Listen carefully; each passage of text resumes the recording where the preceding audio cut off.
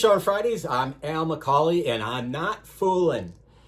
I had to start that way because this episode, I want to talk to you about the way cool scriptural and Catholic origins of April Fool's Day. Every April 1st, we do fun things. We might, trick people or, goof around and, tell jokes and try to con people in some hopefully fun and frivolous kind of way, not in any kind of hurtful way. But April 1st is always known as April Fool's Day. And believe it or not, there are two different stories as to why this day became April Fool's Day. And one of them is based in Scripture, and one of them is based in our Catholic history. And so I want to share both of those stories with you today so that you can better celebrate April Fool's Day this year. So the first story goes all the way back to Genesis, to the story of Noah. And you may remember in Genesis chapter 8, this is when you hear about the flood and all that, and specifically verses 8 to 10 of chapter 8 of Genesis, when the ark has been floating and the rains have been coming down, and when it stops and Noah wants to know if it's over, if this tumult is over, this flood is over, he sends out a dove, and the dove comes back at first just by itself, no luck.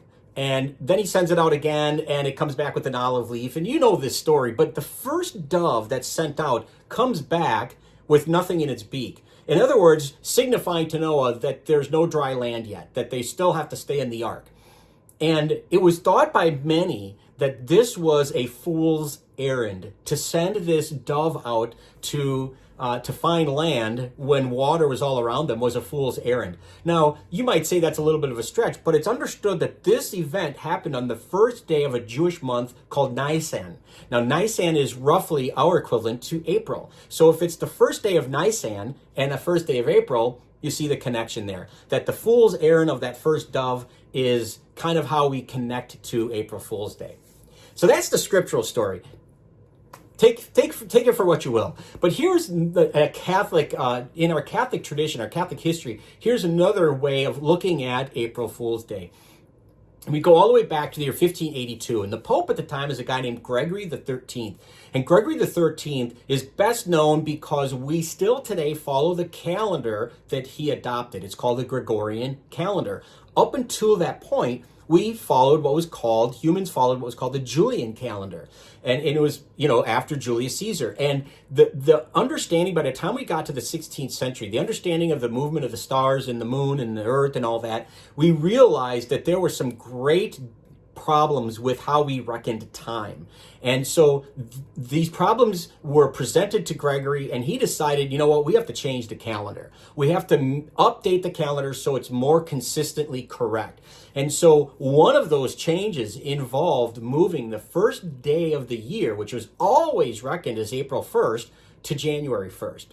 Okay? Now, part of that was so that was he issued a bull as an official document saying this is what's going to happen now. We're not going to celebrate the first of the new year on April 1st anymore. It's going to be on January 1st.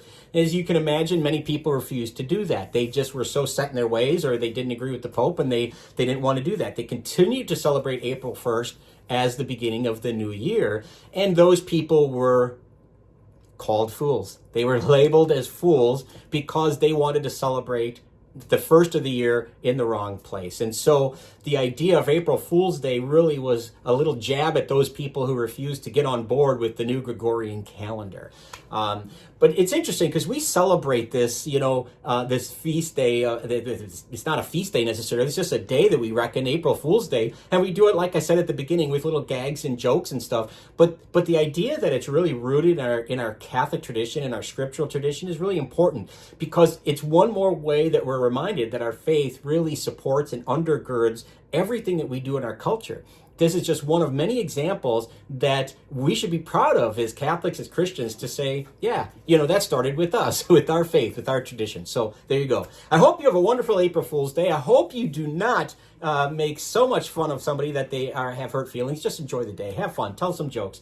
Anyway, glad that you watched. If you want to share this information, that would be great. We'd love it if you'd share this content. If you want to subscribe to our YouTube channel or follow us on Facebook, we'd appreciate that. But as always, please keep tuning in every Friday for Fish on Fridays. Until next time, please be good to each other, and God bless.